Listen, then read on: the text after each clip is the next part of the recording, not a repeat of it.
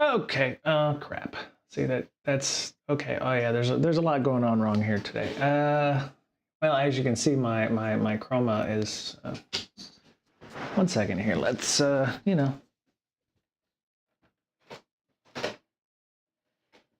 to move the chroma up a little bit so that you get the full field of vision here on the bits. This is just my water bottle. So, well, hey everybody, it's Friday, and it is me, and it has been a week. It's actually been a couple of weeks, and it's I don't know if it's going to be ending anytime soon. The nutty craziness that is where I've been working currently. Sorry, it's what 3:35 on a Friday afternoon, and people are sending freaking emails, and it's like nobody's here to see them. Their announcements and stuff. So it's like, why are you burying this announcement on a Friday afternoon? It's not bad, I guess.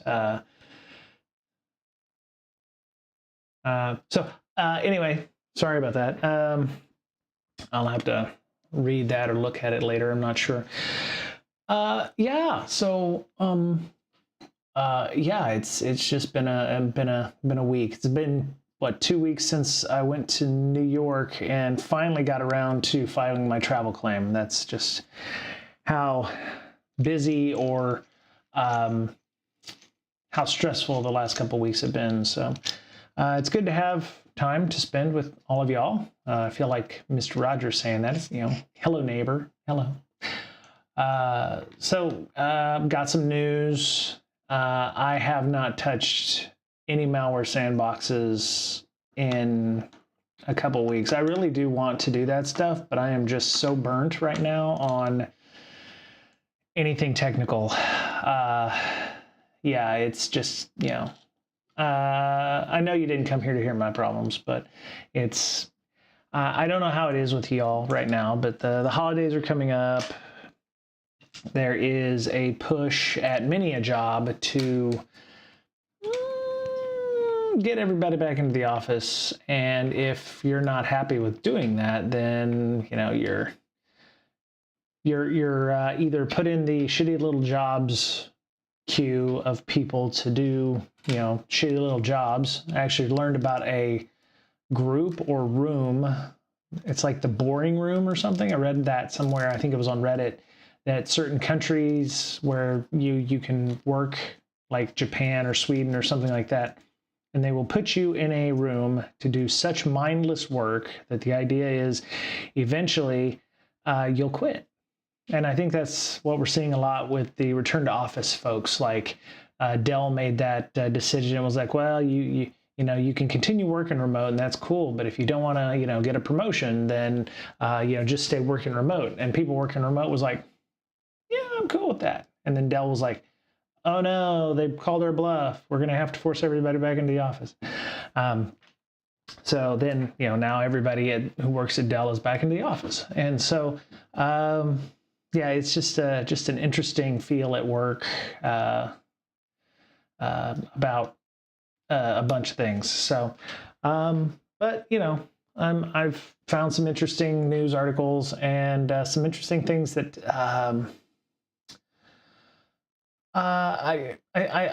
well, they're adjacent to security, and I think it's a supply chain thing, which is kind of interesting. And so yeah, I was going through those. So before we get started, though, I do want to do a little bit of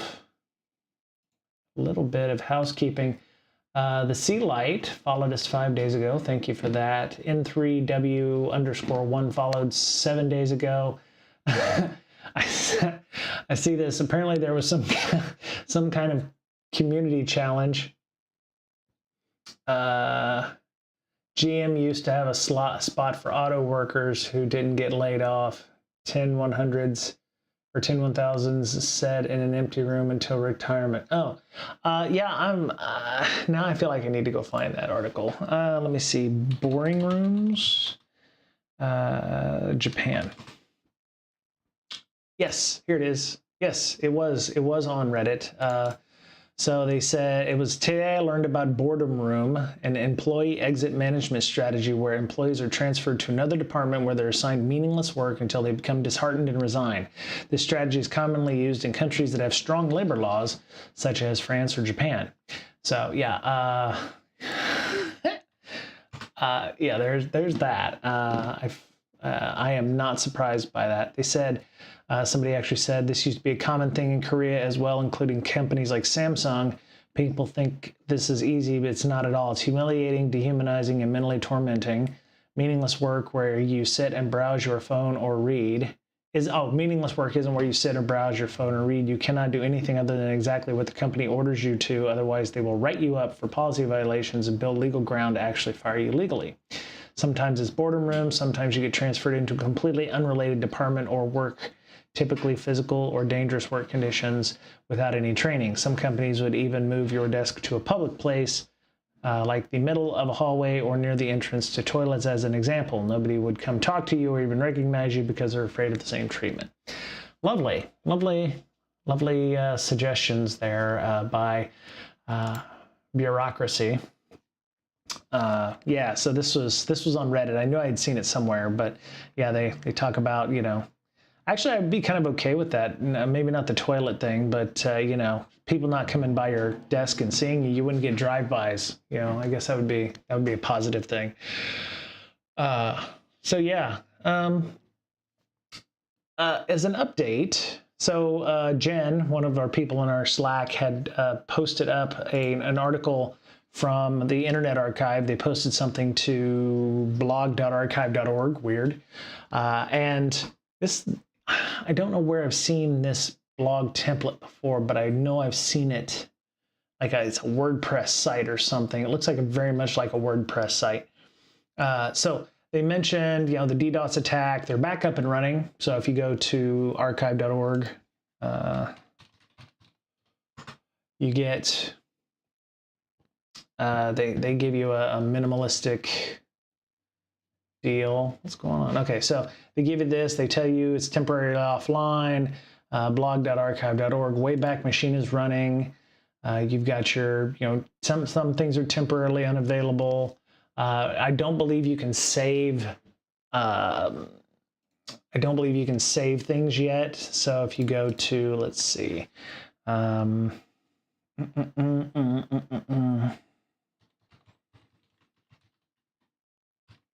know, let me double check. Okay. So, you know, nice harmless website here. Sometimes I've actually found autocorrect on browsers is actually worse than anything. So Grey Ghost Games is a RP system that uses Fudge, which is the universal role-playing system that predates Fate. So, you know, this is from what, 2000 and whatever. But anyway, so it's back up and running. I think the biggest thing is you can't save. This was 1980s for GM. Many did it because GM retirement was really good. Yeah, I can imagine. I can imagine. So it's back up and running. You can't save new sites in there. So anything from, did it get approved? Please tell me it got approved. Thank you. All right. So just on the heels of me processing my travel claim, I just got the email this afternoon saying that it has been approved and sent for payment, which is great. I still lost out on about $150-ish between coffee and upgrades on planes and stuff. But anyway, so it's back up and running. You can, you know, use it. You know, there's, you know, different sites there. You know, it's back up and running. You just can't use the browser attachments to save pictures. Anyway, back to the our blog post. They said the stored data of the Internet Archive is safe. They're working on resuming services. This reality brings heightened awareness to cybersecurity, and we're responding.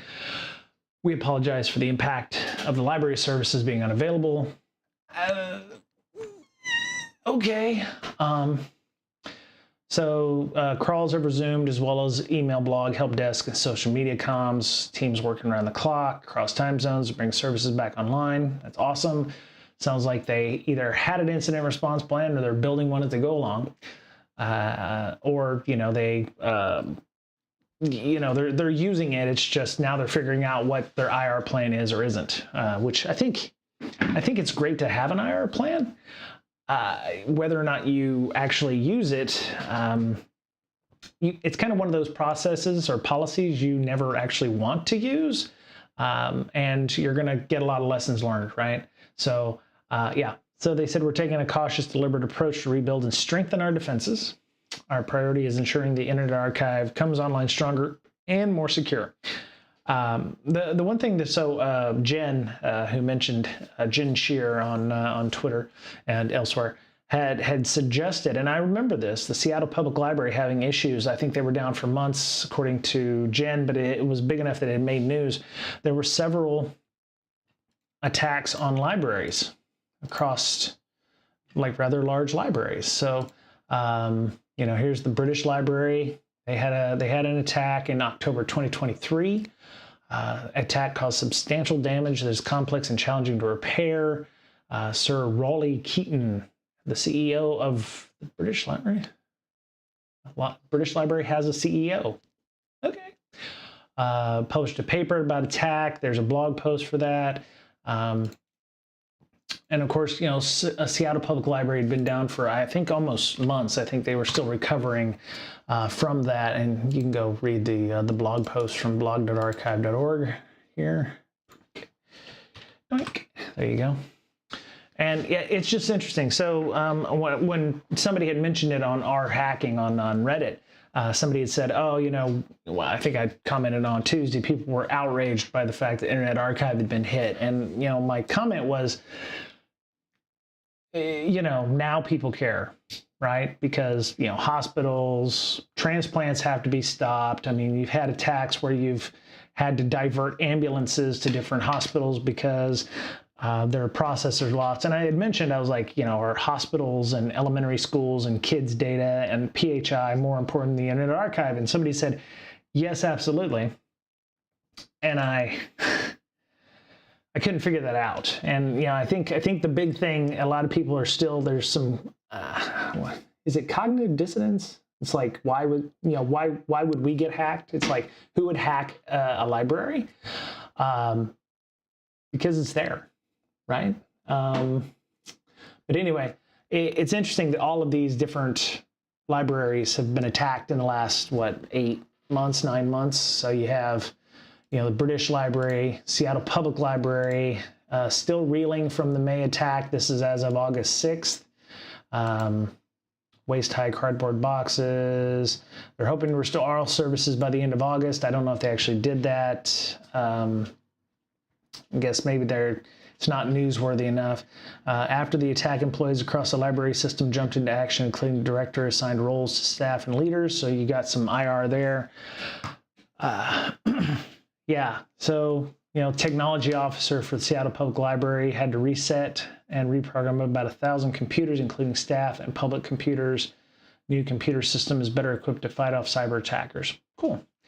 Yeah, some of the work requires teams to be on site for computer repairs, hours to days to complete. So for publicity, Internet Archive is a Western tech company. That is true. It is definitely westernized. Yeah, I don't know who would, Calgary Public Library, that's of October 15th. Okay, so it got hit a couple days ago, I guess. Yeah, last week, closure of 22 of its physical locations, all 22 of its physical locations. So the Calgary Library got hit a couple days ago. Toronto, 4 months later, are still that's as of February. But I mean, it's interesting. And maybe there's a couple more libraries that we don't know about that have been hit. But it's just, I don't know if it's a systemic thing. People who don't like technology or information. Obviously, if they're trying to, I guess I don't want to say, I guess it could have been worse. They could have deleted the entire Internet Archive, right? I mean, I don't know how deep, and maybe we'll find out an after action report on this, but it would be interesting to see how deep they got in the system, if they were able to do things like get admin. Is this hey, this could have been much worse if we hadn't have stopped them, or they just decided to stop where they were and just dump the 31 million Internet Archive documents, or not documents, but records. Did they get access to the keys to the kingdom, right? RM/RF, RM-RF/ whatever, and down one Internet Archive, right? I'm sure there's distributed versions of that. I'm sure they have archives of archives. I think it'd be interesting maybe once to get somebody from the IA online on the show to maybe talk about their experiences. Maybe post breach, maybe we could be the nice people that have them on to talk about that.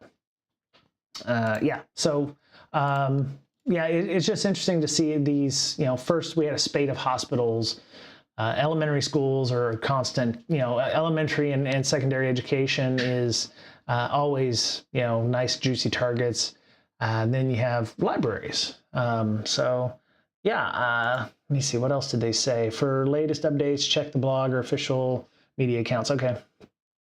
They said, we hope these attacks aren't indicative of a trend. I mean, my guess is they're publicly accessible. They may or may not have a security team. Again, there's that page I saw said it was because the U.S. was supporting Israel. I've not validated this claim. I don't know. This could easily be, it could just be, assholes, right? Again, indicative of a trend, or I've given up trying to figure out the motivations of hackers in any way, shape, or form. So we can't put warheads on foreheads because that would be bad. But it's just one of those things. So so I'm sure we won't hear the last of this. I'm sure there'll be an update or maybe an after. I'm hoping for transparency they will do some kind of after action report. The most hated hackers by hackers ever. Well, that was, let me see, where did I put that? I guess I can shrink my screen. I don't need it in Geezer font. There we go. So the meme was this, right? And I think it's probably been removed because looks like it has no title now. Maybe it was just a meme or something. And apparently malicious hackers. I don't know who the malicious hackers are and the ethical hackers who think this. But it is low-hanging fruit, I would imagine, there. But so there was a lot of folks that say that this is more more important than kids data and PHI and human lives. I get it. Internet Archive is important for maintaining what the internet was at one time, before it was the cesspool it is today. I think it's getting harder and harder to actually save websites because of dynamic content generation. Back in old-timey days, you had straight HTML. You may have had some JavaScript. I do know that they do things like allowing you to check out books and movies. There are video games you can play online there, there's a lot of things there. It is a library in many respects. You have a multimedia section. You have sound effects. There's a ton of stuff that could potentially be lost by that. And so, but over human life, I don't know. Anyway, thank you for coming in, Ronan. Appreciate you. So let me get my bookmarks right, or let me get my tabs right here. Close that one. How has everybody been this week? I mean, I already told you I'm having, it's been stressful. A lot of meetings, a lot of. I think the thing for me is it's pulling back a lot of. There's a lot of people asking questions, and it's obvious that what they're thinking we did or do is not exactly what they're thinking it is, and I'm feeling that like this is it. And I'm like, well, yeah, you've got, you know, X number of people doing, you know, X plus 5 amount of people's work. So some things are going to, you know, hit the wayside. But anyway, how's everybody else's week been? Please tell me you've had some wins. Please tell me you've had some wins. I would love to hear your wins. So close that one. Oh, if you are a member of our Discord, you can help without, you know, spending a lot of money. So there is an offer, and it only costs a subscription. So just you know, just our Discord is powered by Nitro. The kitchen floor's in the middle of being ripped up to repair water damage. I'm not laughing at you, Walt. That's not a win, bro. That's not a win, bro. But yeah, that sucks. Was it flood damage, or was it water damage, or oh, you're making traction. Oh, okay. All right, cool. Yeah, I think that's important. You know, making headway on that. You're probably about to head down to Home Depot or some similar place to get some particle board. Is that what they call it? But yeah, anyway, I hope your construction goes well. Are you planning on putting in any, you know, what LVP, luxury vinyl plank, or are you going with hardwood floors again? You can let me know. Anyway, so our Discord is powered by Nitro. It allows us to do other things like custom emojis, and, you know, if you wanted to join our voice channel, oh, dishwasher and sink leaked. Yeah, that'll do it. That will do it, yes. If you subscribe between now, it started yesterday, and the 31st, you purchase a subscription, either a new recurring subscription or a gift subscription. After your purchase, the code is sent to your Twitch notification inbox. You'll be available on the Drops and Rewards inventory page. You go into our Discord, and you can, you know, get a valid customer payment information, and you'll actually help power our Discord, which I won't tell you, I have it currently maxed out, but I'm the one who bought all the nitros to get it maxed out. So that's a not zero amount of money to be telling you. And so you do a subscription and you get 3 like nitro boosts or whatever. So yeah, oh no, 3 months of Discord Nitro. There you go. So that would, you know, help power us for a quarter of a year. Landlord has Home Depot contractor installing hardwood flooring again. They're doing that as a type. Oh, very good. Are they putting in like vinyl plank? Are they just putting in like linoleum, or, you know, whatever? Actually, I have luxury vinyl plank on my floor right here. It's actually not bad. If you ever watch any of those home remodeling shows, that's all they put in now, right? Nobody puts in tile, or, you know, unless it's a bathroom or something. So, but yeah, 4 subscriptions powers our Discord for a year. So that would be very helpful if y'all could do that. So I appreciate anybody who decides they want to help subscribe. Anyway. Yes. Okay. So, I've got a couple things actually. Nuclear power. How does everybody feel about nuclear power? You know, what is the overarching thought about nuclear power? What do you think of when you think about it? You think of stuff like this, or you know, maybe you know.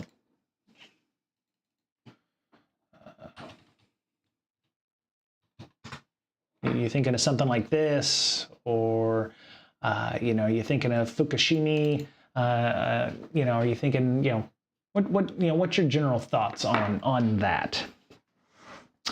For me, you know, I have always been somewhat bullish on nuclear power. Yeah. So, well, to your point, yes, I wouldn't say it's better than most sources. I would say that it is probably cheaper than most sources in the long run, from like a return on investment kind of thing. We actually have, what do we call it? San Onofre. power plant.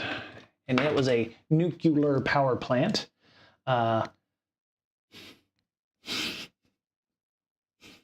Nope. Nope. Not gonna do it. You can see this along the I-5 when you're driving up to LA. I'm 12, people. I'm 12. Why am I talking about nuclear power? There has been some discussion in the news, and I had those news. Oh, there we go. So all three of the big data center companies, Amazon, Google, Microsoft, have all made major investments in the past few months regarding nuclear power. Why, might you ask? Short answer, data centers take a lot of power, yo. As a matter of fact, here, the International Energy Agency, data centers' total electricity consumption, 1,000 terawatt hours in 2026. 1,000 terawatt hours, right? Just to give you an idea, here is the current output of my house as of about 45 minutes ago. The solar panels on top of my house are a 10 kilowatt system. So on a good day, they would do 10 kilowatt hours or 10 kilowatts per hour, right? It's not as high in the sky as it could be. On a good day in June or July, we get about 60 a day.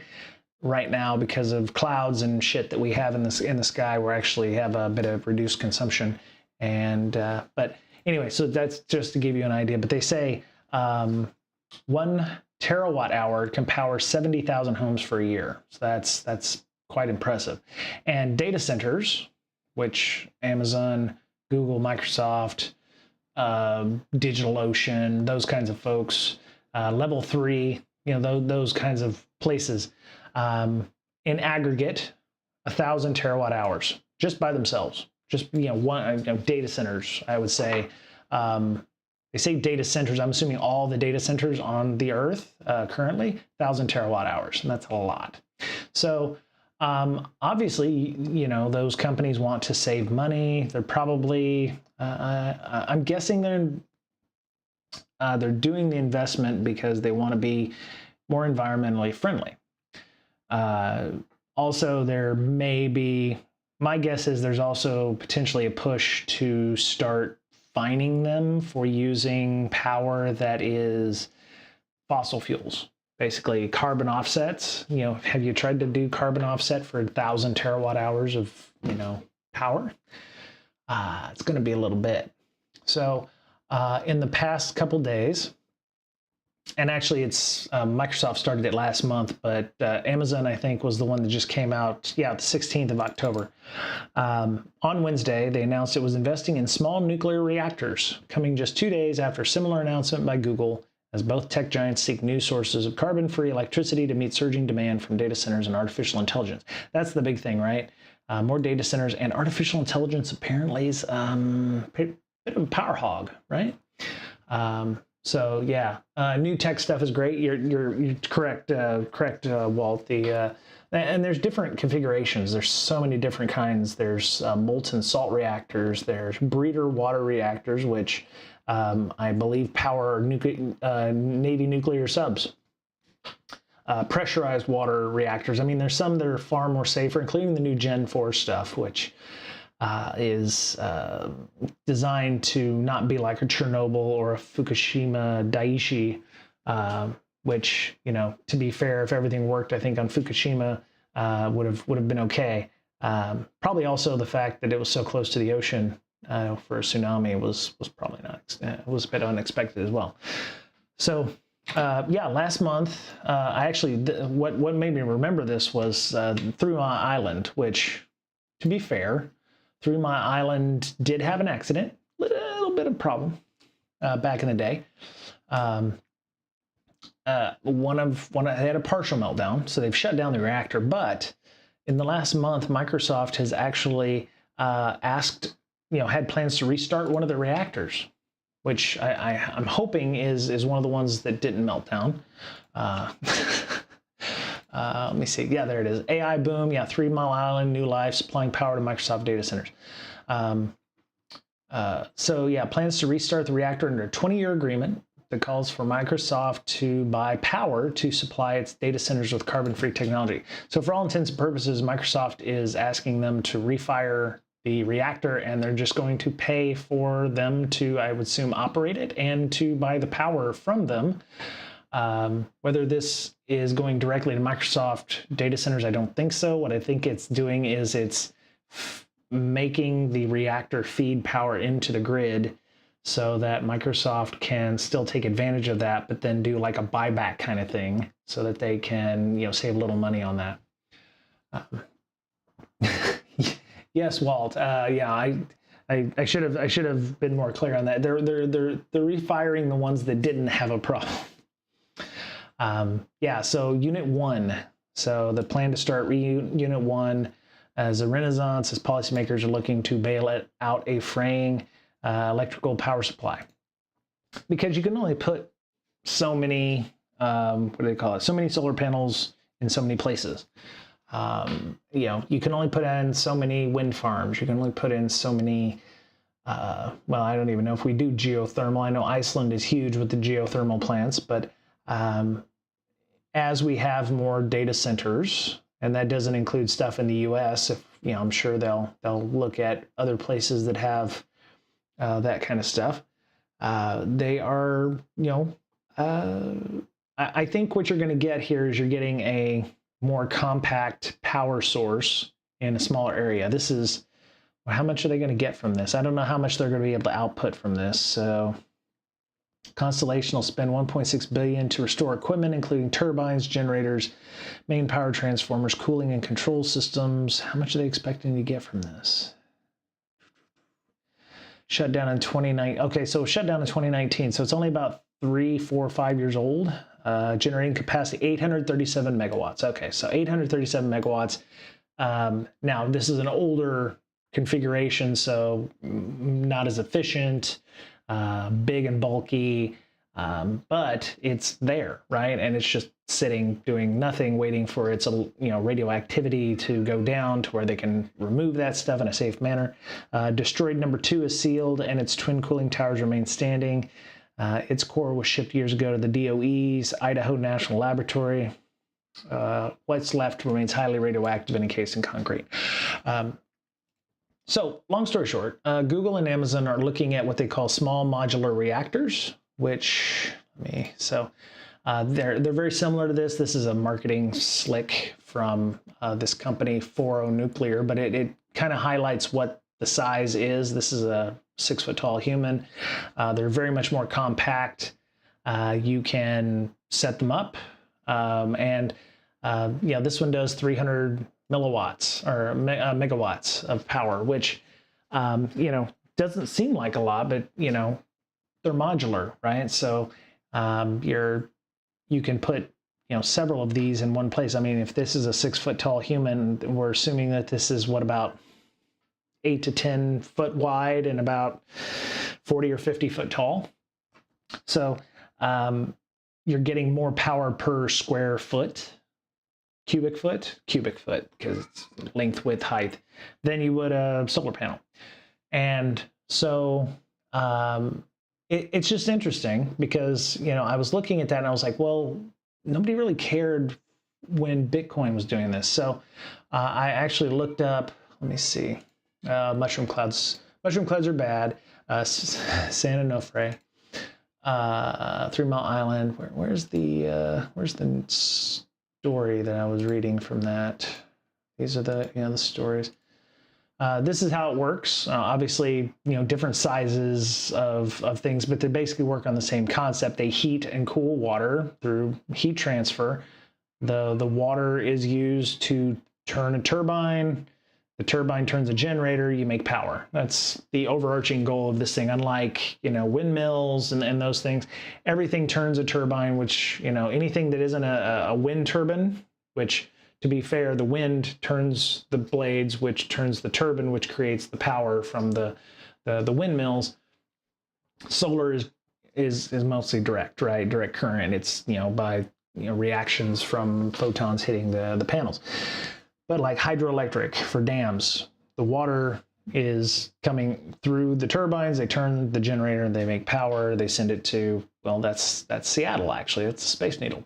What do you want? I heard you. Are you going to get up here? We're talking about nuclear power. Oh, okay. Well, you can get up here and talk about it if you want to. I just thought it was interesting because I was reading this is from February 1, 2024, about the electrical consumption of cryptocurrency mining operations. For those of you who remember a few years ago, maybe you don't know, they were massive cryptocurrency farms being set up near hydroelectric plants, especially out near Lake Chelan, which is in Washington State, because the power generated by the hydroelectric dam in that area pretty much gave everybody free power. It was super cheap, like 2-3 cents a kilowatt hour. And they set up massive crypto farms there because when they were mining the crypto, you're using so many, megawatts of power over time, and you're cutting into your profits if you're not making crypto. So, they put the kibosh on that, I think. But they said, where is that? Where did I read that at? When I was reading through, where was it? Was this it? No. Yeah, so mining units can be configured to increase computational power. Individual crypto facilities we identified employ 10 to 20,000 mining units, some as many as 100,000 mining units. Estimating energy use, where is it? Oh, here it is. Okay, it was highlighted. The CBECI, which is a Cambridge Bitcoin Electricity Consumption Index, published by Cambridge Center for Alternative Finance, provides estimates of power demand for operations for Bitcoin and Ethereum on a daily and annual basis. So this is as of 2023. It ranged from 67 to 240 terawatt hours in 2023. That is like data center size, right? And nobody was worried about that then. With a point estimate of 120, so the sweet spot's like 120 terawatt hours. And so I don't know if they're expecting it to go up, but let me see, estimate electricity demand. So 3,900 terawatt hours in 2023 was the use of all United States electrical demand. That's interesting. So by 2026, they're suggesting that data center energy usage in the United States will be roughly a quarter to a third. Maybe I'm sure we're going to go up. So it'll be roughly, a third to a quarter of entire demand in the United States. So that's impressive. Now, the one thing you do notice that, like, this one here, this modular reactor is only 300 megawatts. So that's, was it mega gigatera, right? So you're going to need about 3 million of these to make a real dent in the system. And 3 Mile Island was like 738 megawatts or something like that. It was going to be, so the problem is they're making investments in this nuclear power, these small modular reactors that are Gen 4 that are supposed to be more safe. You can transport them by, semis, heavy vehicles.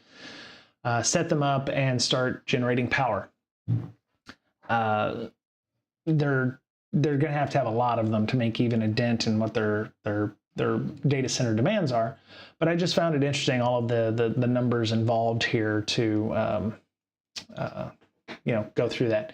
What's this? Okay, so what is this place here? Let's see. Closest example of restarting a nuclear plant is underway in Michigan. Okay. Buongiorno said the federal government's issued $1.5 billion loan to restart the nuclear plant that was shut down in 2022. I see. So again, it's a 20-year thing. So these things, this unit's probably not going to come online tomorrow. So it's probably going to take a couple of years maybe to start. So Microsoft already losing money on this, but they think in the long run this is actually going to help them. But it was just interesting to, from a supply chain, it's not a security thing necessarily. Well, it could be a security thing. It would make them a nice fat target if they started, putting, these things out in the desert where you're just plopping this in the middle of the Mojave with, high power lines coming off of the generators that are there, and you're just, pumping out several hundred gigawatts a year or something like that. Because these are like, I don't want to say set and forget, but they're less, blow uppy, right? Walt says Grand Coulee Dam is 6,800 megawatts for comparison. There you go. So each one of these reactors, and there's some articles here on SMRs.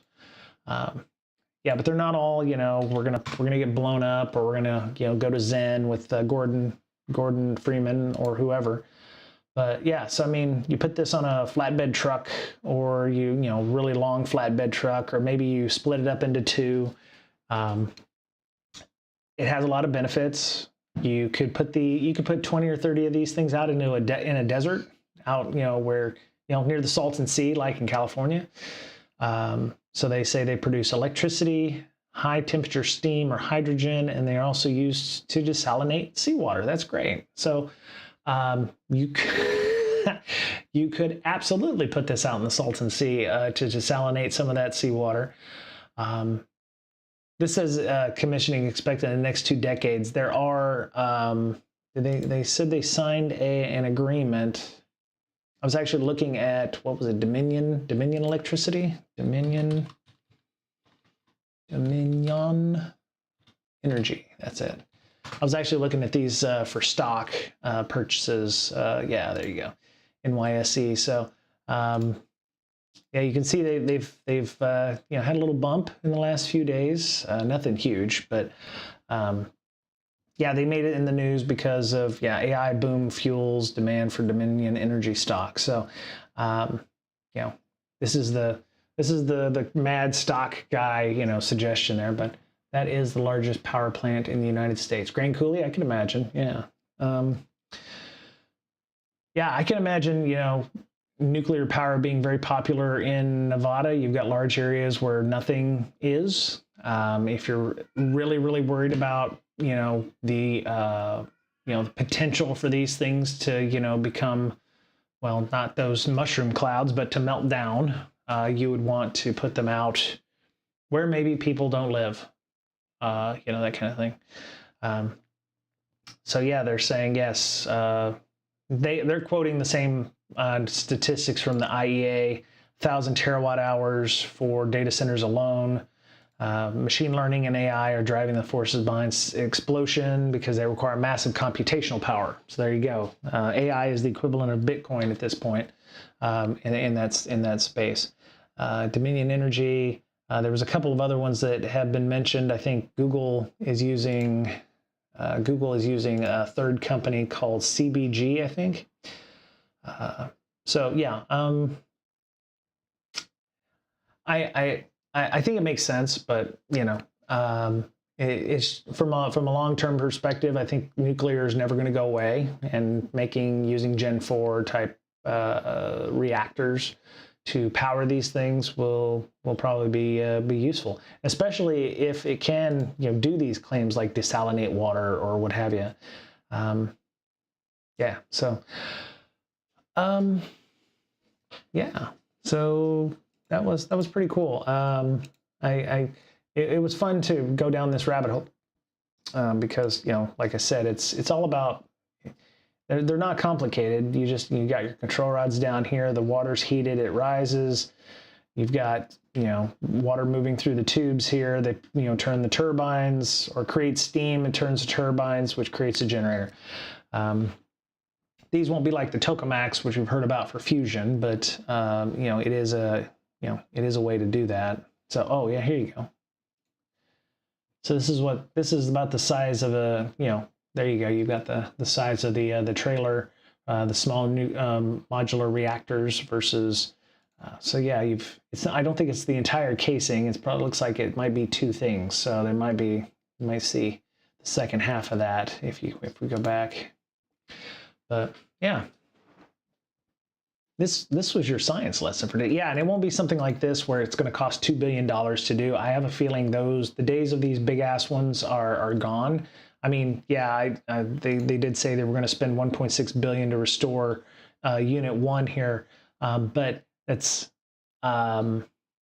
I would guess it would be prohibitively expensive and take a long, long time to make this back, build this similar system again. So, but yeah, it's just kind of cool to see that kind of making that connection there. So, and of course they have different reactor sizes. So like, the micro ones, we're going to see those in space generating power for orbital habitats, or when whoever makes it to Mars, they're going to be taking probably nuclear power with them, because they're going to, or once they run out of the ability to do solar, Mars, I know we've seen The Martian, but I think they're going to need something a little more sustainable. So they're going to need something very similar to this, where they're going to be able to get nuclear power in space. Yeah.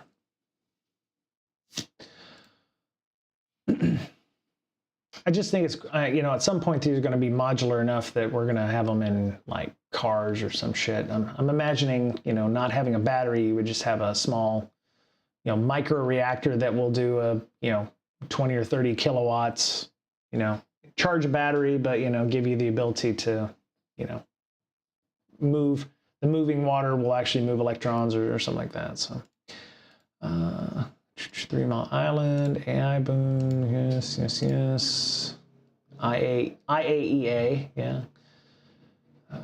This was in 2021, but they're still using a similar form factor even 3 years later. So they've I think decided on what that's going to be. And they could bury these in the ground. I mean, they don't even have to.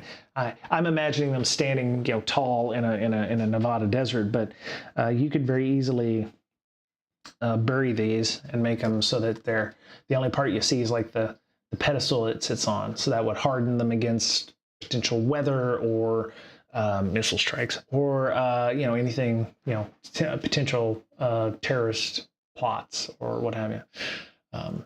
They're definitely going to need physical security, because you don't want to, they'd be critical infrastructure once they got put online.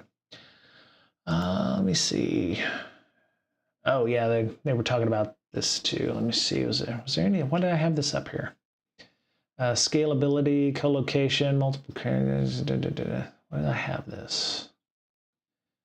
Uptake of DERs, distributed energy resources. Right. PG&E, I don't know if you live in Northern California. If you live in Northern California, you're probably not watching this, because I think they just shut power off to Northern California because of fires and stuff. So again, a safer electrical grid. PG&E, I think it started yesterday. Yeah, 30,000 customers, power shutoffs. Yeah, dry and windy conditions, spreading risk of wildfires. Stop! Shut up! Shut up! So yeah, if you live in any of these counties, you're going to have brownouts, or you're going to be shut off during the day or whatever because of fire conditions, right? So it makes sense to have a more stable power grid, and to because once you have nuclear reactors, you can do things like, eventually we'll figure out how to like bury electrical cables in these places so that we don't have to have them like waving up above. Yeah. So let me see. Yeah. I'll put that link in here. You can read about how much cryptocurrency is wasting in terms of power. Yeah. I don't like that link. Well, anyway, that link is really ugly looking, but all it does is, it's supposed to, I don't know why it did that, but it's pulling that in there. So, let me see. Oh, this, yeah, Kerber roasting. So, Microsoft has guidance. We're shifting gears here. We're going away from nuclear. Does anybody have any thoughts, questions on nook-you-ler? Other than, big mushroom clouds and I support the Sierra Club and whatever. I completely agree that nuclear was bad, but it's getting better. So, This was from October the 11th. I actually only saw it yesterday, but they were talking about a guide to helping to mitigate curb roasting. So for those of you who are unaware, curb roasting is a cyber attack that targets the Kerberos authentication protocol with the intent to steal AD credentials. It's a service ticket that can be encrypted, and the problem is because now we have GPUs that are more accessible and are cheaper, and it's making password cracking of these tickets, service tickets, a lot easier. So they are working on. Let's say what? Oh yeah, they were. What tipped me off was they said AD will not try to use RC4 by default. It is currently enabled by default, meaning that a cyber threat actor can attempt to request tickets encrypted using RC4. RC4 will be deprecated and intend to disable it by default in a future update to Windows 11, 24, H2, and Server 2025. So one of the things you might want to do to reduce the chances of curb roasting is if you can turn off the RC4 capabilities in your AD servers. So when the server says, hey, or when the service says, hey, give me an RC4 encrypted service ticket, you say no, or it won't support that. And this is not backwards compatibility. Well, it is somewhat backwards compatibility. It will break things.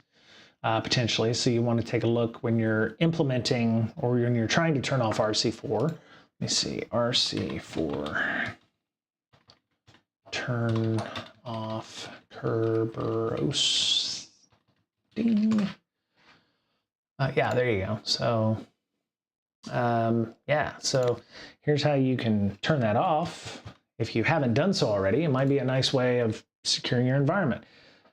Just remember, Uncle Brian told you, you have some legacy stuff, it may break it. Or if, you just want to test it first, right? I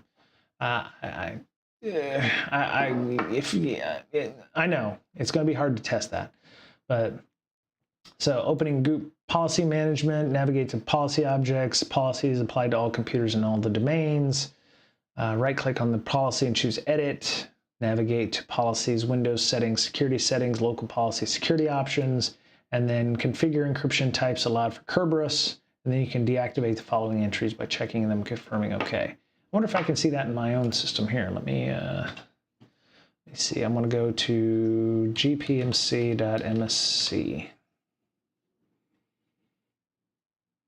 No, wait. Run. There we go. gpmc.msc. Oh, I can't find it. I'm assuming that's available only on your Active Directory domains then.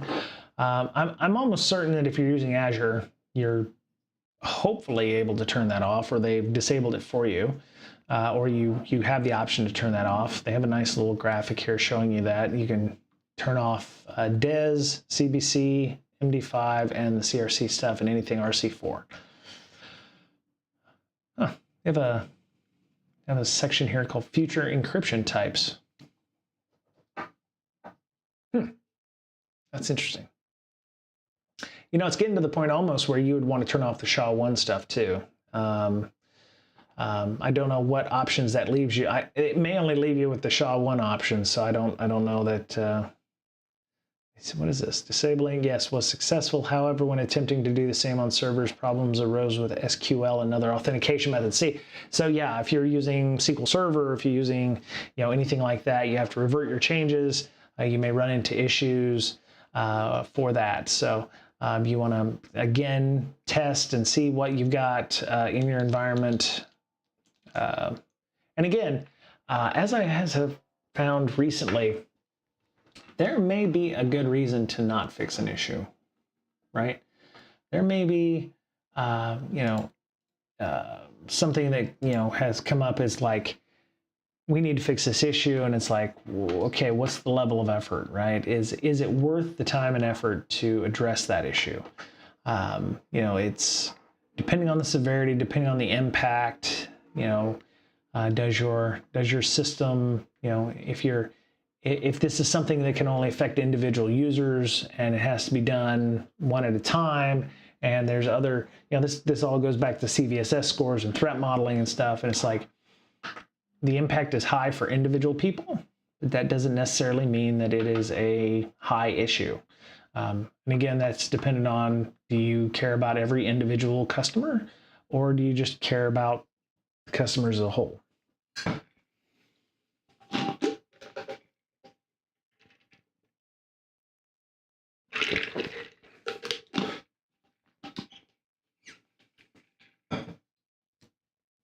I will put that in the chat window so we can continue looking at that. All right. Hold on a second. It's 4:30 on a Friday, so let me check and make sure that nobody's trying to hit me up at 4:30 on a Friday afternoon for freaking anything.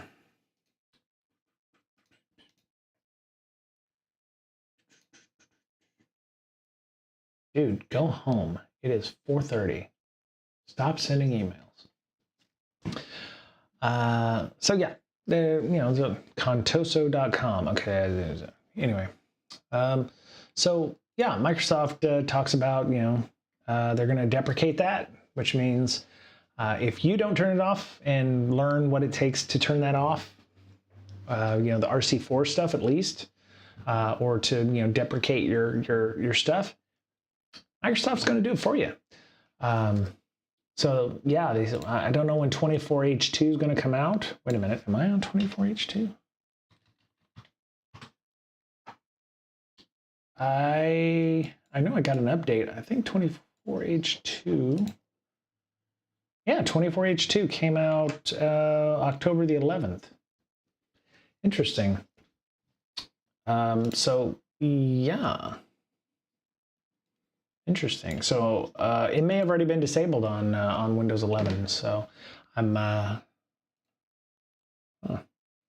don't know how many people are actually running Server 2025. If you are, more power to you, because that means that you're agile enough that you can just skip to the latest server versions.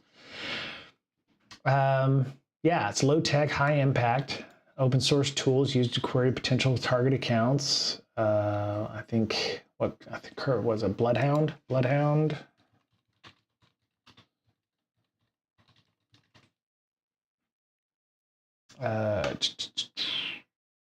I think that's it. Nope, I don't think that's it. One sec, I could be wrong. Let me go see what Microsoft threat actor compromises the account of a domain user. Threat actor uses domain user. Low complexity, yeah, TGS, which is the ticket granting system. Oh, wait. Using Hashcat or John the Ripper, you'll have the credential hash, and then you can, bang on a little bit.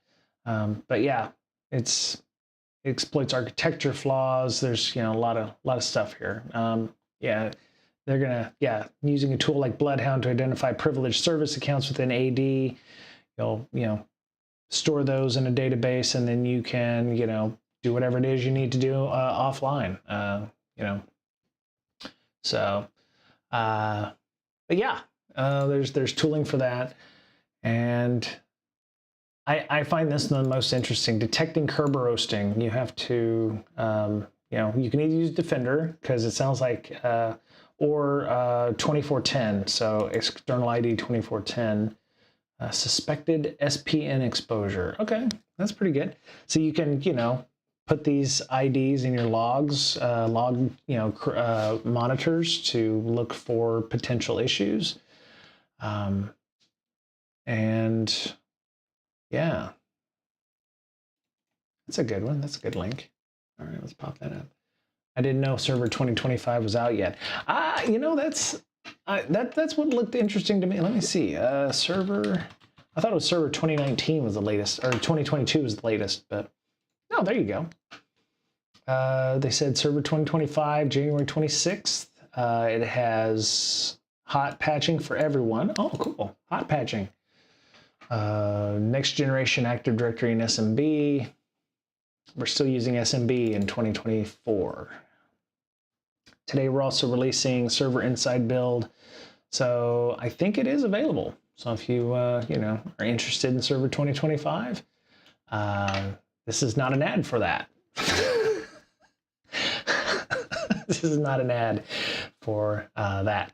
Yeah, Hyper-V has all the AIs. They're probably co-piloting it out the ass. Not sure. I'm not sure why you would need AI on your server 2025. I don't know if you'd want to enable that on a server. I'm thinking you shouldn't be using the server in. Well, I don't want to say that. I'm not sure what you would use it for AI, having Copilot or whatever the version of that is on there. I'm sure there's reasons why you would want to do that. Maybe you have it automate the tasks for you, you know. Hey Copilot, you know, build me a Hyper-V instance or something like that. Maybe you could do that. Maybe that'd be a nice time saver where you're not asking it to do you know, it won't do a bunch of shite for you. So, of course, if you still need physical servers, that's another thing, right? So, oh, here's a release date according to our sysman. Our AI-based management also sounds intriguing. There you go. AI-based management, you know, secure all the things. I'm sorry, Dave. I can't do that. Bad idea. Currently on 2019, 2025 licensing. Okay, so it is, oh, purchase 2025 licensing and then downgrade rights to install 2022. I don't even know if that exists. So.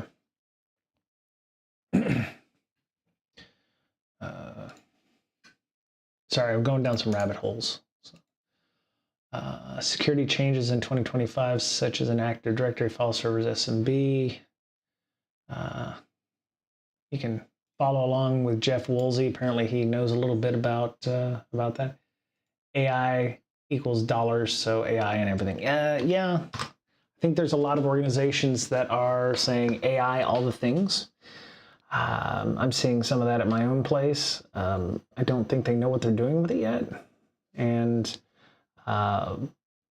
you know, they just know they want to have that as part. I think they're I don't want to say confusing it. I think they're using it as another word for automation or ways to work faster and smarter. I just don't know if it has that capability yet. Okay, cool. All right, I'm done. We're gonna log off on that. So, yeah. So, let's see. Was there anything else on that curb roasting article? There you go. Other recommendations to prevent curb roasting from succeeding: use group managed service accounts or delegated managed service accounts whenever possible. Sure. Newest iteration of managed service accounts available on server 2025. Okay, so this is also an ad for server 2025. Here's what it can do. You know, here's what you'll do to protect yourself, etc. Make sure all service accounts are configured to use AES for Kerberos server ticket encryption. So 128 and 256 are apparently still good. Just don't use RC4. Yeah. So in a future update to Windows 20, okay, so in a future update to 24H2, which the first iteration posted on the 11th. So sometime in the next 4 to 6 months, they're going to disable RC4 encryption by default. So if you're using Windows 11, you know that you're using RC4 for whatever reason, your shit's going to break in a couple of months. So something to think about when you're, you know, still using, you know, ticket generating service tickets with RC4 encryption, because you have this one Windows XP box that absolutely must stay on the internet. Otherwise, your entire business is going to go to shit. And you can't update it. So there you go. Or maybe it's Windows 10 or something, which Windows 10 goes out of life or out of security updates next year. So.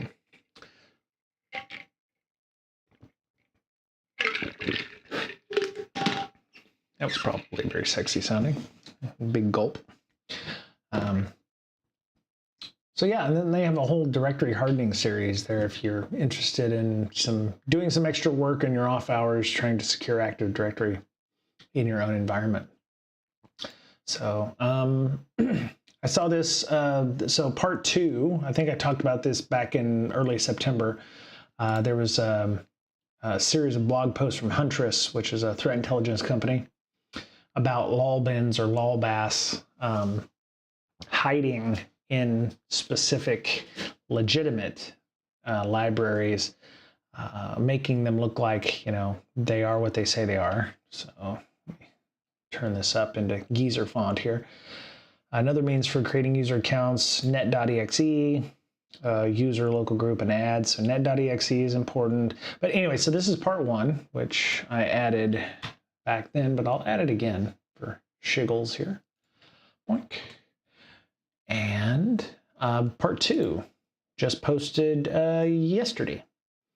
So they were talking about, you know, Windows ships out of the box with a great deal of functionality provided through GUI and command line utilities. Native utilities living off the land, lol bins or lol bass, are extremely useful to administrators. They're also equally valuable to threat actors. So they're so useful. Many within the cybersecurity community have stated these native utilities used specifically to hide malicious activity amongst normal administrator activity within the infrastructure. So net.exe was mentioned previously. Finger, which I didn't know we had a finger .exe on Windows. I did not know that. That was an old protocol. That was an old protocol even on Linux. Let me see what we got here. See if I can find finger.exe on my Windows 11 box. Elasticsearch for instances of Finger being run over the previous 24-hour period revealed a single instance with no arguments, resulting in a single hit as in Figure 1. So somebody at 1300 on September 22nd, 2024 hit that. Now, could just be a demonstration for log purposes. Could be somebody just hopefully getting lucky and finding a Windows box with finger.exe sitting on it. Point-in-time snapshots are our first step for determining how pervasive the use of Finger is across our customer base. I don't know anybody who's using finger.exe anywhere. So they've also observed threat actors using curl, sure. Curl, wget, something like that. A lot of organizations are using things like Chocolatey or, ooh, do I want to click on that, Ronan?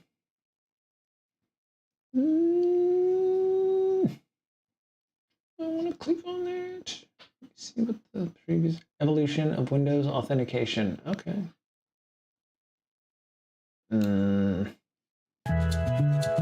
Okay, so it's not a Rickroll, folks. You can click on it. It's not a Rickroll. IT Ops Talk. Okay, so there you go. Cool. It's not a Rickroll, folks. It is a legitimate. Bit. So let me see, what does it say? Sessions part of Server Summit 2024, demos and deep dives on latest insights and what have you. You won't want to miss this opportunity. So, so this is somebody talking about, you know, the road to the end of NTLM. Oh, that's very cool. Okay. So this is if you have 29 minutes and 58 seconds, you can go and, not right now, wait till I'm done. But, you know, save that link, bookmark it. But you can go and read about what the roadmap to the end of LTLM and local KDCs and all that other stuff is. So, yeah, because the idea is you want to minimize the use of NTLM in your environments because it is even V1 or V2. So yeah, you want to make sure that you're getting rid of that. And this is from March, so this is still somewhat fairly new. They probably are talking about Server 2025 in there. Partnering with Intel, weird. So transcript. Yeah, so they have a nice transcript there. So hey, Digital Warhead, how are you? We've talked about nuclear power data centers with nuclear powered data centers. We've talked about we just got done talking about some curb roasting, and I have one more thing I wanted to talk about. But how are you doing this week, Mr. Digital Warhead? How is Seattle?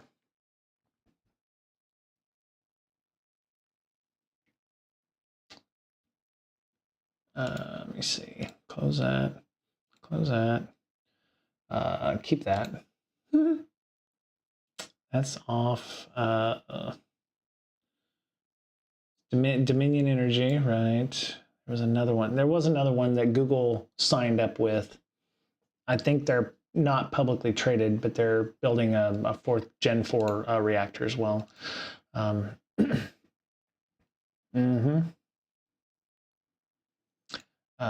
Yeah, science. You know, this is the other one I found interesting. So, I think I read a different article talking about how we're winning the password war. Seattle is wet and cold right now. We just got done with a mess of really cloudy and cool weather. I'm actually happy we're going to be back to 85, 86 on what's Sunday and Monday. So 35, 36 C respectively. Because I was freezing my ass off in my office. So here's what it is. So this is important. Everybody's trying to get to passkeys, which I'm running hot and cold on these because I have a passkey. Sometimes it works, sometimes it doesn't. When I'm trying to log into my Google accounts specifically, I have more than one Google account. Sometimes it gets confused. Like when it says use your passkey to log in, and I'm like, okay, and I tap it to log in. And it's like, oh no, this has already been registered. And I'm like, well, I need to have multiple passkeys. And so I end up, canceling the passkey, account authorization and just using the MFA on my phone. I do know that my own company is looking at a passkey implementation. I don't know what that looks like yet, but some people in the organization are under the mistaken impression that everybody uses their phones for work as well. Which means I have to download a business app on my phone, which I said, yeah, no, this shit ain't happening. So I'll probably buy a piece of shit iPhone SE or something like that and put the app on that, and then have to carry around a second device for that. But yeah, I don't put work shit on my phone. So, but yeah. So they say sign-ins with passkeys reduce phishing. Interesting. Sign-ins with passkey reduce phishing and eliminate credential reuse. Okay, so far by reading into this, we haven't solved phishing. We are going to eliminate credential reuse? Not sure. I mean, NIST is already making it possible for somebody to set, a minimum of so many characters and not worrying about upper lower number special. So I wonder which one's going to get implemented first, passkeys or the new password requirements to get rid of things like 90-day, removal or upper lower number special requirements, complexity requirements. The good thing I like about this is they're trying to make it so that passkey transfers are ubiquitous, right? You're not locked into any one potentially anti-competitive environment like Apple or you must use YubiKeys, you must, and if you use this brand of YubiKey, or if you use this brand of, passkey, or if you use this app, you're gonna, forever have to use the same app, or everyone's gonna have to use the same app. I think what they're trying to do is make it so that you have multiple different apps, so you can register using a multiple different apps, or, which is better, right?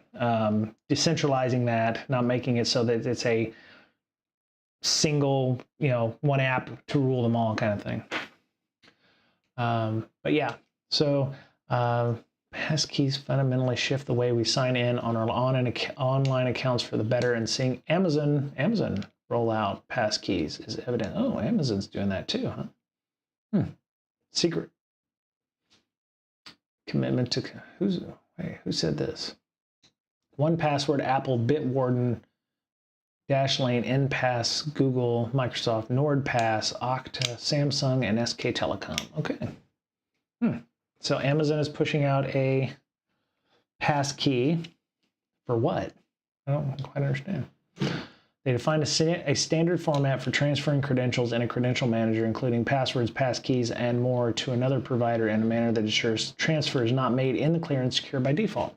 So that's cool. So if you move them from Google to NordPass or something like that, you're not sending it over an HTTP connection, or you're not having to unencrypt something and then re-encrypt something. You're wanting it to be done, you know, encrypted package, zoom, you know, holding, and then done. So you're not, you know, because if you unencrypt it or send it, unencrypted it, you know, or you have to decrypt it at any point, that can be intercepted.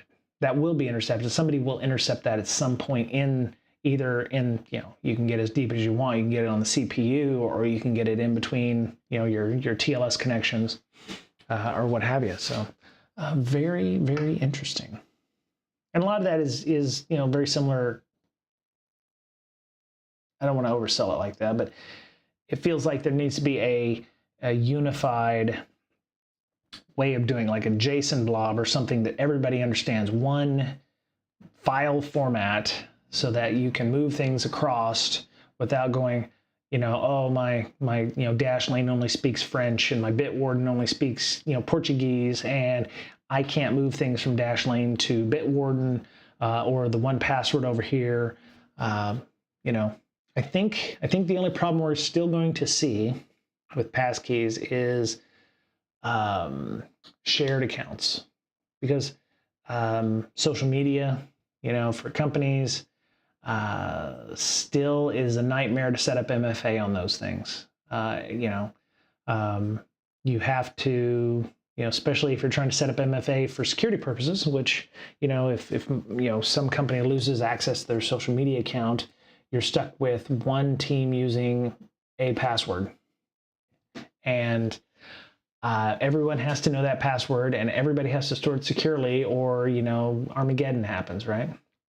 So there needs to be a way for them to, you know, if they're using 1Password, they have a Teams account or something where they can log in and be able to see shared passwords. Maybe that's a solution. If the pass keys sit in something that allows for that kind of functionality, that may be the way to go there. So yeah, very cool. But we're winning the password war, I think, is what I want to say. I saw that article. What was that? It sounds like the Reg, winning password war. Is this it? No, that wasn't it. I can't find it. I was reading that article earlier in the week, so it may have been somewhere else. But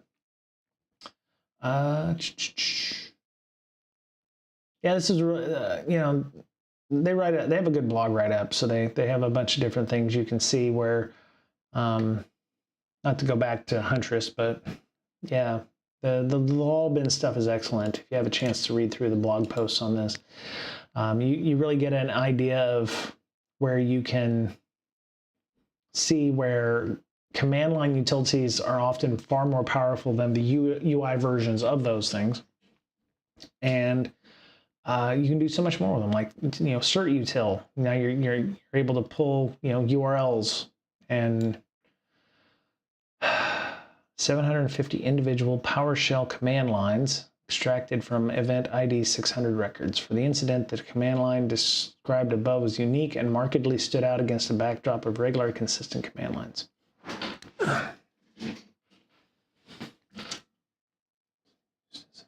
Coded PowerShell utilizes system web HTTP utility URL encode, which itself was a child process of SQL Server.exe.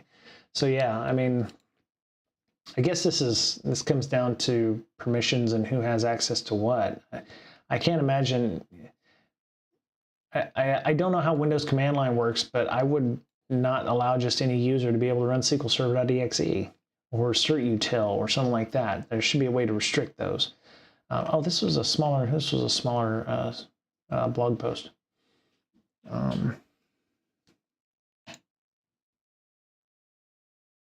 DFIR report. Oh. I'll have to check this website out and see if it's worth adding to my Feedly. Iced ID to Zinglocker ransomware in 24 hours. Towards the end of July, we observed an intrusion, began an iced malware, and began an Xinglocker ransomware, a mount locker variant. Okay.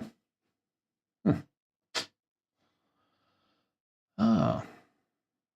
Cobalt Strike. Okay, so they're still using Cobalt Strike. So Cobalt Strike still has a home for with bad guys. So that's great. Great. Good job, Cobalt Strike. Creates a Windows service, executes a beacon executable to move laterally, having gained access to the domain controllers. Download and executed AdFind. Hey, AdFind. We did that one with Jeff on the malware stuff. To collect further information about the domain. Preferred scripting, various parts of the intrusion via batch scripts. Script for persistence, defensive evasion, and execution tasks. Complete list of these scripts came from styservice.com, as we shared with community in this tweet thread. Oh. Okay, so maybe I should follow this. Do I follow them? Nope, I do now. All right, DFR. Oh, hi. What's up? Okay, cool. I'll be down in about 5 minutes. It's my in-house program manager. So I would suggest potentially going and checking out that website, because that looked like that was a good website for DFIR related items. Cool. Anyway, I think I'm gonna go because I want to go have dinner and I need to really decompress from the week. Probably have some edibles to combat any anxiety. And I think I'm going to hit the gym extra hard on Sunday, which sometimes helps. So if you have any problems, if you're feeling stressed, please join us in the Discord. You can share what's going on with you. And commiserate with me, because we're all dealing with a bunch of bullshit right now. This next month is going to get real stupid before the U.S. elections as well. And so be careful of misinformation, disinformation. Trust but verify. And yeah, I think if you're having issues, you just want to talk, Discord's available. You can just hit me up online. I'm on Twitter, Brian Brake. And yeah, find a hobby, find something that is in information security, and go do it. I've been doing some interesting solo RP stuff recently, so I'm about to post episode 20 of that on my other YouTube channel. But yeah, it's just something that is completely not information security related, and it just allows me to have a little outlet. So I hope everyone has something like that themselves. Otherwise, yeah, have a good weekend. Take care of yourselves. Go Chargers. We're playing Monday night. And yeah, take care of yourself, because you're the only you you've got. And so I'll see y'all real soon. Okay? Y'all take care. Bye now.